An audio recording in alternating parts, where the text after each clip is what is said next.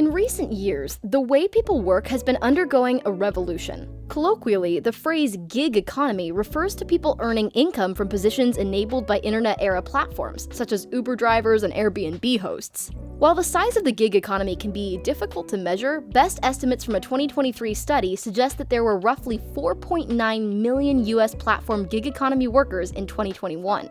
The gig economy is often considered part of America's broader independent workforce. As of 2022, roughly 58 million Americans, 36% of the workforce, identified as independent workers, up from 27% in 2016. So what's fueling this growth, and what does gig economy actually mean to those millions of workers? Let's start by defining the gig economy.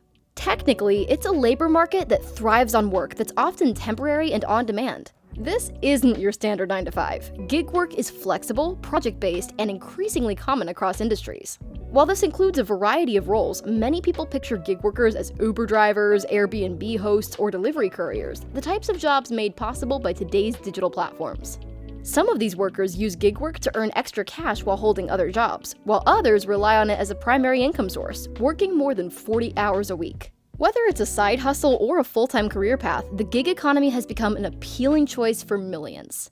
But how does the gig economy really operate? Like any market, it's built on supply and demand. Tech platforms like Uber offer the supply end of the equation. For instance, Uber can supply someone who needs a ride to the airport with an Uber driver. Whereas the people who are willing to pay for these services, like the person who needs a ride to the airport, create the demand. These platforms effectively act as market connectors with near real-time gauges on supply and demand. Of course, this convenience of connecting the supply with the demand comes at a cost to the individual providing the service. Gig economy platforms typically take a cut from each transaction, also known as a take rate.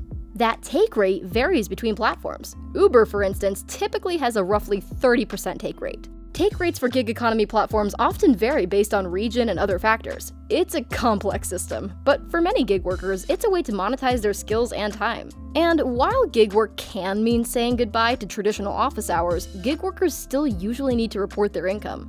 Full-time gig workers in the US, on average, make around $60,000 a year, though this can vary widely. Some bring in six figures, while close to 15% make less than the federal minimum wage of $7.25 per hour. Now, the term gig economy itself was coined in 2009 by former New Yorker editor Tina Brown, back when many people were looking to make extra cash during the Great Recession. The gig economy has exploded in recent years, with the number of people doing gig work tripling between 2017 and 2021. Why this rapid growth? Economic downturns like the Great Recession and the COVID-19 pandemic have likely played a part in reshaping how younger generations see work. Instead of stable corporate roles, many Gen Z and millennial workers are looking for something different: flexibility and control over their income.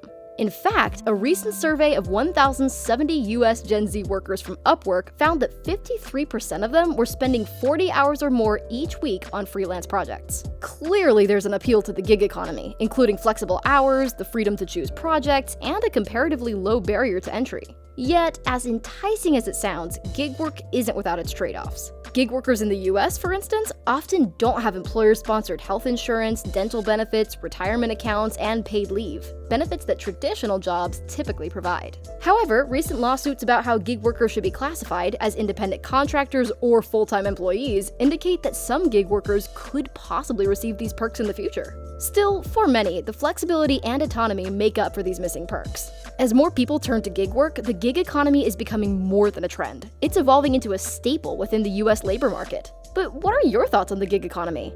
Let us know in the comments. And if you enjoyed this breakdown, consider subscribing for more insights into how work and the economy continue to evolve in today's fast-paced world.